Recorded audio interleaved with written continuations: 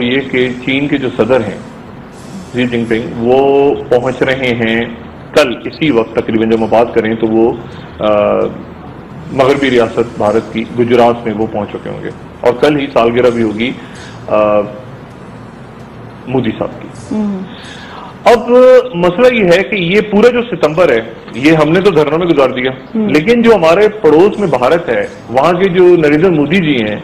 वो उन्होंने ये सितंबर का महीना जापान, पहले जापान, वहां से 35 अरब डॉलर्स की इन्वेस्टमेंट, उसके बाद चाइना के सदर को अपने यहां वेलकम, और फिर आज से 12 दिन के बाद वो आपको अमेरिका में नजर आएंगे। तो यानी एक महीने में जहां हम ये धरने और सियासत और इस्तीफे और सियासी बहरान का और माशी बहरान का शिकार हो रहे हैं, वहां ये जरूरी है कि हम देख लें कि हमारे पड़ोस में क्या हो रहा है। एक ही महीने में वो 3 बड़ी सुपर पावर्स के साथ इंटरेक्ट कर रहा है नरेंद्र मोदी। डॉक्टर, हमारे वजीर आजम जा रहे हैं अमेरिका? अभी तक तय नहीं हुआ, कल खबरें आई थी, लेकिन अभी प्रपोजल चले गए हैं, लेकिन न्यूयॉर्क और उसमें लिस्ट भी न्यूज 1 पे आई कल तारीख के, इतने सारे लोग जा रहे हैं, लेकिन फाइनल वहां पे किस तारीख को जाना है नहीं जाना, ये चूंकि सूरत हाल मिनट टू मिनट चेंज हो रही है, पॉलिटिकल सूरत हाल, इसलिए अभी तक वहां पे बायलेटरल मीटिंग्स भी तय नहीं हुई। सिर्फ मोदी साहब के साथ या करजई के साथ या तुर्की के, मतलब है कि वहां कुछ तय नहीं। अभी मैंने जो चेक किया वहां पे यूनाइटेड नेशंस में जो हमारा काउंसलेट है, तो वहां पे हाई कमीशन जो है, तो वहां पे अभी तक कोई बात क्लैरिटी नहीं थी कि किन किन के साथ मीटिंग्स तय हो गई और क्या वहां पे करना है, लेकिन ज्यादा इम्कान आता है कि शायद चले जाए। अच्छा, अब मैं मोदी साहब के ऊपर सिर्फ 2 मिनट में बात करूंगा, फिर मैं वापस आता हूं पाकिस्तान की सियासत पे। मोदी साहब के साथ जो मामला चीन का हो रहा है ना, तो ये एक डिफाइनिंग मूवमेंट है। इस पर तफसील से बात करते रहेंगे आने वाले दिनों में, लेकिन डिफाइनिंग मूवमेंट इसलिए है कि अमेरिका थोड़ा सा पीछे हट के देख रहा है कि मोदी क्या कर रहा है इस वक्त। नरेंद्र मोदी जो है, जो 10 साल गुजरे मनमोहन सिंह के, अमेरिकन कहते हैं कि इससे ज्यादा कोई प्रो वेस्ट प्राइम मिनिस्टर नहीं रहा भारतीय तारीख में, मनमोहन सिंह से ज्यादा। लेकिन मोदी जो है वो मोदी को थोड़ा सा मोदी को गौर से देख रहे हैं कि मोदी क्या कर रहा है इस वक्त,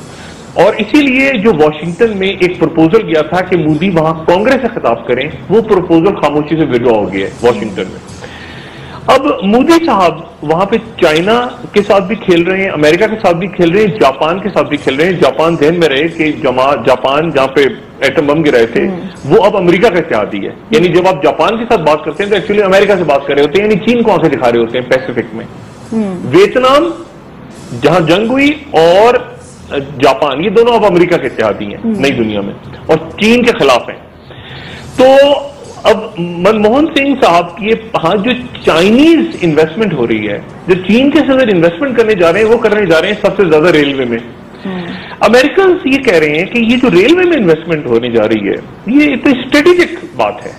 यानी ये कोई कपड़े की दुकानें तो नहीं बना रहे चीनी, चाइनीज कोई वहां पे सीमेंट की दुकानें तो नहीं खोलने जा रहे, सीमेंट फैक्ट्रियां तो लग नहीं, ये रेलवे के अंदर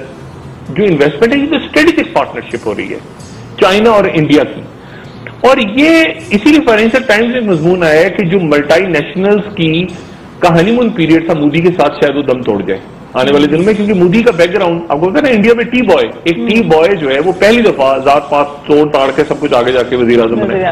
अब उसकी ख्वाहिश है कि मैं निकलूं, और इसीलिए वो नए WTO पे साइन नहीं कर रहा, वो ब्रिक्स बना के आ गया है,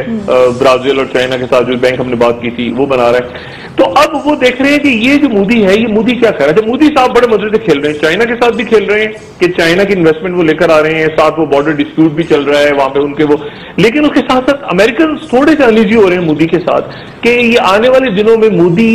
क्योंकि मोदी कह रहा है कि अगर मोदी ने वही जुमला दोहराया कि अगर ये सदी एशिया की सदी है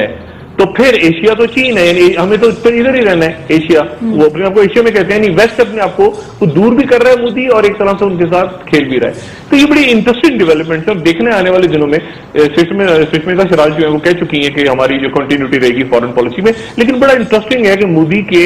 चाइना के साथ क्या इंटरेक्शन होते हैं, किस तरह। चाइना का सफीर भी अभी चेंज हुआ अचानक नई दिल्ली में, जो कि बड़ा अनयूजुअल सा है कि एक हफ्ता पहले भी चेंज हो जाए सभी, वो अलग बड़ी बड़ी इंटरेस्टिंग इवेंट्स हो रहे हैं रीजन में। लेकिन भारत ने अपनी फॉरेन पॉलिसी बड़े इंटरेस्टिंग इवेंट है। अभी क्लियर होगा कि मोदी चाइना के साथ और फिर 12 दिन बाद अमेरिका के साथ एक वक्त में मोदी कैसे खेलते हैं, और वो इतने इंटरेस्टिंग इवेंट्स हो रहे हैं कि वहां पर पाकिस्तान में क्या हो रहा है बदकिस्मती के साथ, फिर वो लोग देखते हैं और सोचते हैं कि यार ये क्या एक खुदा ना खासा एक डिसफंक्शनल किस्म का मुल्क बन गया है कि जहां पर समझ ही कुछ नहीं आ रहा। फिर 104 105 रुपए के डॉलर हो गए दोबारा, और ये केओस है कि खत्म होने में ही नहीं आ रहा। तो मेरा ख्याल है कि हमें रीजनल मामला के का बराह रास्त दबाव आ रहा है आपके फॉरेन ऑफिस पे, आपकी स्टैब्लिशमेंट्स पे, सिविल मिलिट्री स्टैब्लिशमेंट्स पे, कि ये जो भी कुछ हो रहा है पाकिस्तान के अंदर सियासी अदम इस्तेकाम, इसको जल्द से जल्द किसी नतीजे पे पहुंचाया जाए। और यही दबाव मेरे ख्याल से सारे सियासतदान इस वक्त महसूस कर रहे हैं। ठीक डॉक्टर